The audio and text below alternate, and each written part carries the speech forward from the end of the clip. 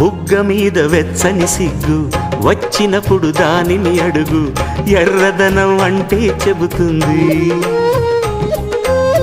పెదవి కొమ్మ పూసిన పువ్వు అందమైన నీ చిరునవ్వు, తెల్ల రంగు అట్టా ఉంటుంది. నీలో నిలువున పులకలు రేగిన వేళ నువ్వే పచ్చని పైరువు అవుతావమ్మా. దిగులు రంగే నలుపు అనుకో, ప్రేమ పొంగే పసుపు అనుకో. భావాలను గమనిస్తుంటే ప్రతి రంగును చూస్తున్నట్టే, చూపులు ఎవరివైనా చూపించే లోకం ఒకటి.